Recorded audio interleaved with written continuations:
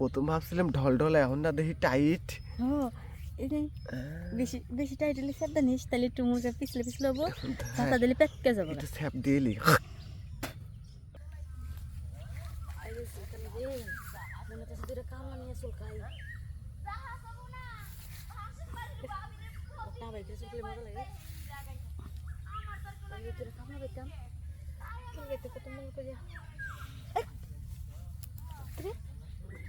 তুই কোন এলি কি?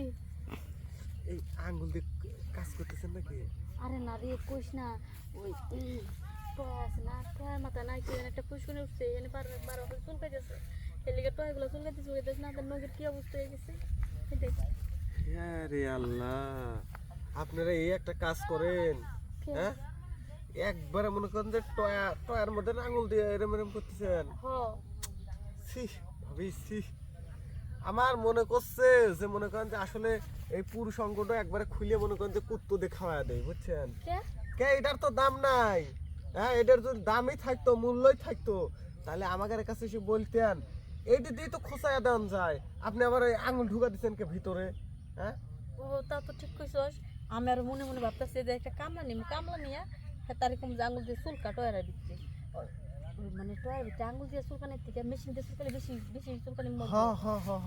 আর এই যে ওই ছেলেদের মনে করেন যে ওই জিনিসটা মনে করেন যে একটা খ্যাস আছে না, এই খ্যাসের চুলকানির দরকার ওইখানে, বুঝছেন?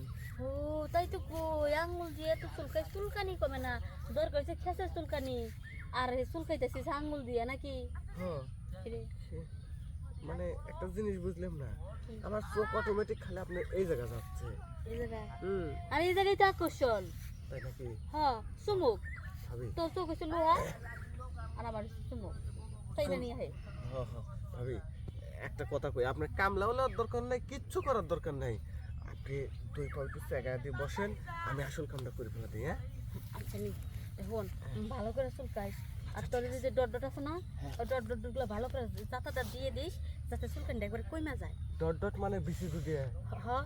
হাই, বিসি কি ভিতরে দেওয়া যায় নাকি? আমি ভাবছিলাম যে এটা দিলে মানে চুলকানি আর বেশি কমবো।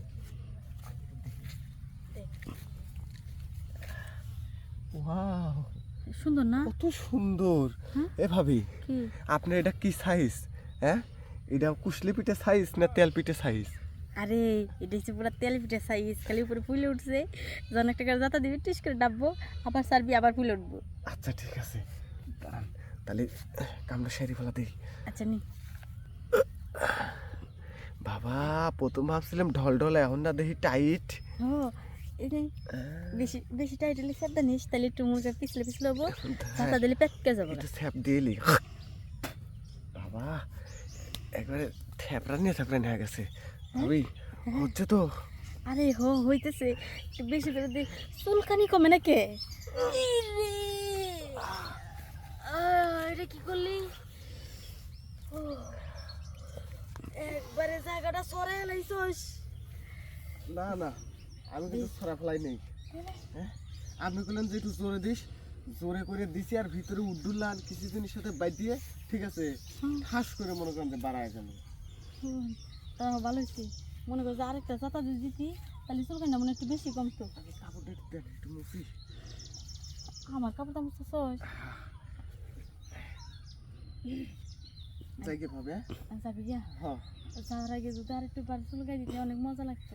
এই যে এখন মনে করেন যে দুপুর দুপুর তো এখন আর হবো না, আপনি সন্ধ্যার সময় আসেন আর একবার চুলকে দিয়ে দেবেন। হ্যাঁ ঠিক আছে বোন, তোর তো মনে মেশিনে তো দাঁত নাই কা, এবার যা হয় দাঁত দিয়ে চুলকাই দিস, কারণ ভীষণ চুলকানি, এই চুলকানি দাঁত ছাড়া কমবো না।